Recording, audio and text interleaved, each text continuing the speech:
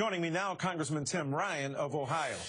Congressman, do you think the government response has been adequate to this particular potential outbreak? Well, it seems it has been, and we have some of the best public officials, some of the best public health experts, I should say, involved in this scenario.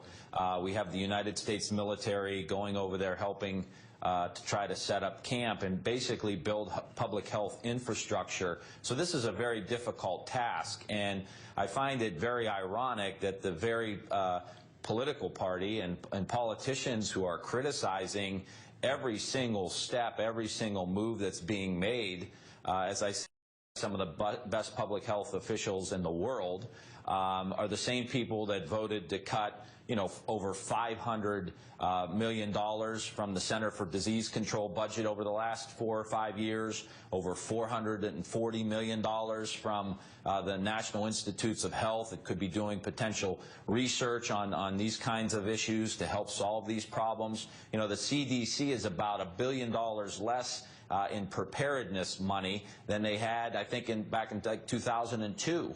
So these folks are lobbying these criticisms at the administration and at the CDC. They're the very ones that cut the budget. Sure. And when I said a potential outbreak, I was referring, of course, here in the United States of America. We know there's an outbreak there in Africa, West Africa. Can we do more, and what would you like that to be? Well, I think, first of all, beefing up the budget for the CDC and doing more research at NIH and in partnership with the CDC to try to solve some of these problems. We've got to rebuild our public health infrastructure here in the United States. And it's not as easy as saying, okay, planes can't come in from Africa into the United States. We'll just, maybe build another wall and hope that that fixes the problem. And it seems these simple solutions don't work. And Michael, the real issue here is there's been a disinvestment in the public health infrastructure in the United States. You take any issue, whether it's the infrastructure in the United States, disinvestment from the public side in roads and bridges and airports, water lines, sewer lines, combined sewer. We need to rebuild the United States. Decimation of the public health infrastructure here in so many different ways. As I mentioned, the cuts at the CDC and the National Institutes of Health.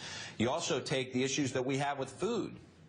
Daily, we're seeing recalls, whether it's beef or beef jerky. Just in the last couple of days, food is getting recalled all the time. We have 3,000 people die a year for foodborne illnesses. About 128,000 people go to the hospital because of it. So all of these issues are signals to us as a public. What are you going to do with your big tax cut if you're in the top 1% if you get Ebola? Right. I think we need to reevaluate what we're doing here as a country, and there are certain investments that we have to make. And so I think beef up the CDC, let's invest in the research and development, let's rebuild our public health infrastructure all across our states, and reinvest back in the United States in the other ways, as I said, roads and bridges and some of the other things that we have to do. Sure. Well, the conservatives attacking President Obama's response to the outbreak are all prospects for 2016.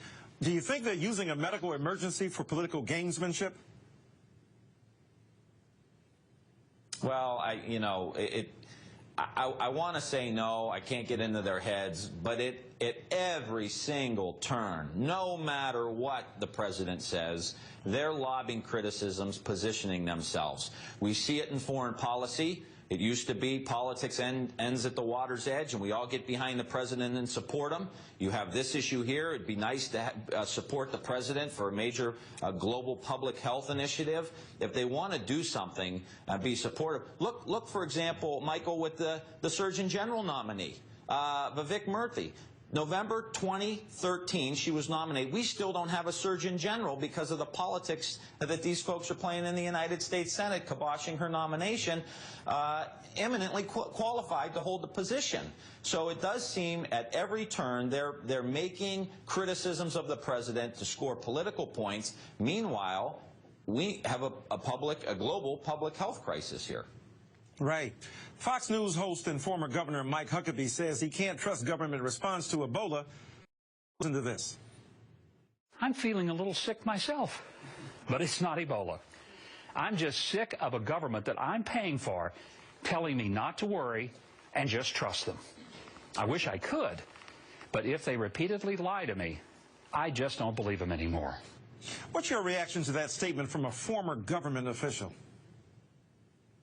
Well, here you go. This is the Republican play. They're a one-trick pony. They cut these the budgets of these agencies, like the Center for Disease Control, over $500 million in the last 4 years. They cut the NIH budget by $440-some million in the last 4 or 5 years. And then they turn around and say, look, they can't do their job. You know, this was the same issue when Wall Street collapsed. They completely defunded the regulatory arm that was supposed to be watching Wall Street, and then they turned around and said, look, the government doesn't work. You know, I think the American people are catching on here. You can't cut the budget and then say, boy, they can't do the job. You know, yeah. and that's basically what they do, and I think it's completely irresponsible from Governor Huckabee, who you know, I think as a governor recognizes that the government and there are public investments that need to be made, and he should understand that better than most. But again, he's making money and scoring political points, and he'll get another book deal, and he doesn't really care, doesn't seem to care, you know, what the effects are to the American people or the public health of some of our fellow global citizens in Africa and around the world. All right. Congressman Tim Ryan, thank you so much for joining us here tonight.